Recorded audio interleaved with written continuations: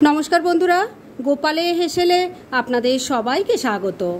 আজকে আমি দারুণ টেস্টি চটজলদি ছোলার ডালের পরোটা আর তার সাথে শুকনো শুকনো একটা সবজির রেসিপি আপনাদের সাথে শেয়ার করছি। এই দুটোর কম্বিনেশনে খাওয়াটা কিন্তু একদম জমে যাবে। তাই চলুন আর একটুও সময় নষ্ট না করে রান্নাগুলো করে ফেলি।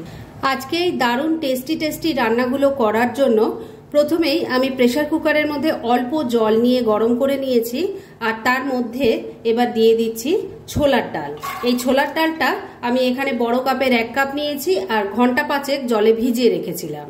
এবার এই ডালের মধ্যে অল্প নুন দিয়ে দিলাম, এর সাথে অল্প হলুদের গুঁড়ো দিয়ে দিলাম। ভালো করে সবকিছু একটু মিশিয়ে নিচ্ছি।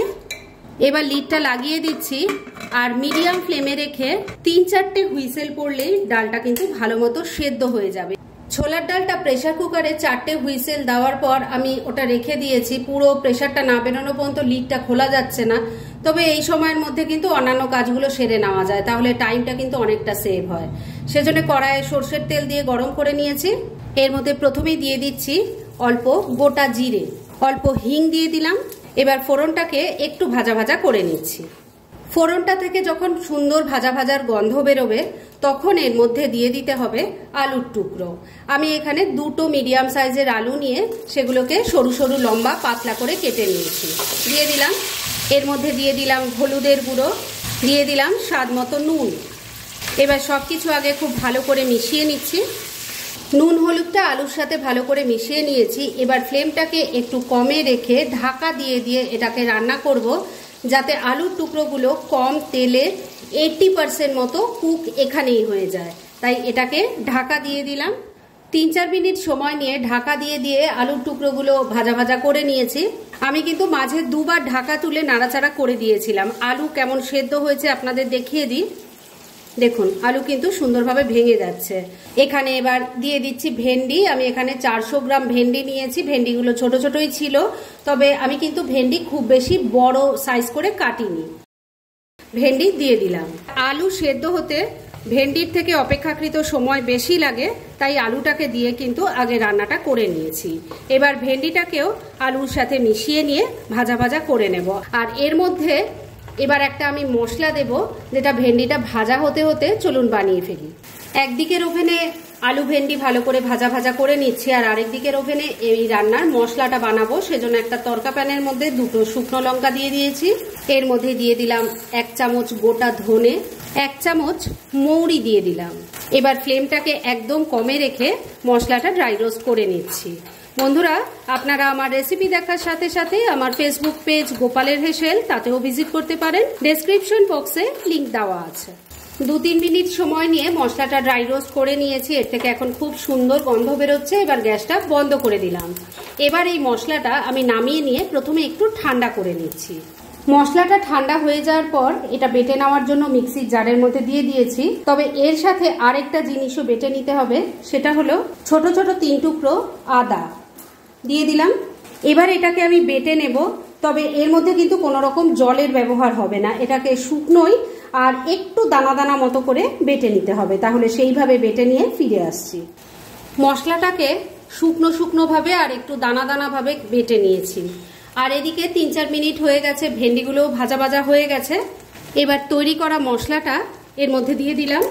বন্ধুরা, এই যে মশলাটা আমি এখানে ইউজ করছি, এই মশলাটা কিন্তু আপনারা অনেক রান্নায় দিতে পারেন। যে কোনো এই ধরনের শুকনো শুকনো রান্না হলে তার মধ্যে এই মশলা দিলে কিন্তু ভীষণ টেস্ট হয়।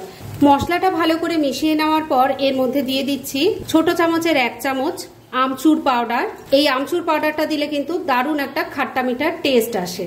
এটাকেও ভালো করে মিশিয়ে নিচ্ছি। রান্না কিন্তু মোটামুটি রেডি। তবে এবার এর টেস্ট আরো বাড়ানোর জন্য এর মধ্যে শেষ পর্যায়ে দিয়ে দিচ্ছি অল্প একটু গরম মশলার গুঁড়ো। আপনারা যদি গরম মশলা দিতে না চান, ধনে পাতা কুচিও এখানে ব্যবহার করতে পারেন। ভালো করে এটাকেও মিশিয়ে নিচ্ছি। গ্যাসটা বন্ধ করে দিলাম। এবার এটাকে কিন্তু আর ঢেকে রাখা যাবে না, কেননা ভেন্ডিগুলো তাহলে একদম নরম হয়ে যাবে, যেটা দেখতে বা খেতে কোনোটাই ভালো লাগবে না।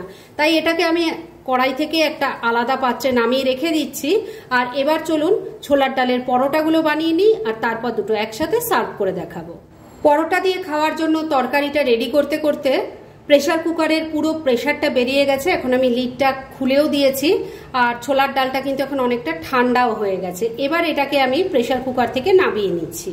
সেদ্ধ করা ছোলার ডালটা ঠান্ডা হয়ে যাওয়ার পর এটাকে আমি বেটে নেব, সেজন্য মিক্সির জারের মধ্যে নিয়ে নিয়েছি। এবার এই ডালটাকে আমি বেটে নিয়ে তারপর ফিরে আসছি। ডালটা ভালো করে বেটে নিয়েছি, আর এবার কড়াইয়ে সর্ষের তেল দিয়ে গরম করে নিয়েছি।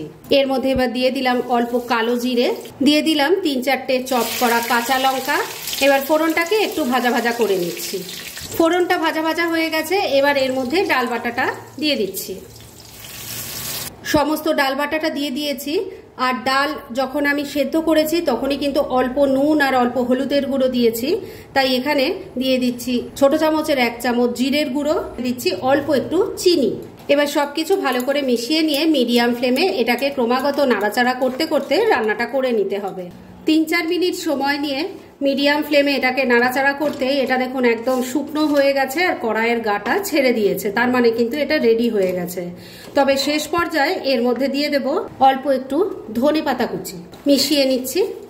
ধনেপাতা কুচিটা ভালো করে মিশিয়ে নিয়েছি। এবার গ্যাসটা বন্ধ করে দিলাম। পরোটার জন্য স্টাফিং এবার একদম রেডি।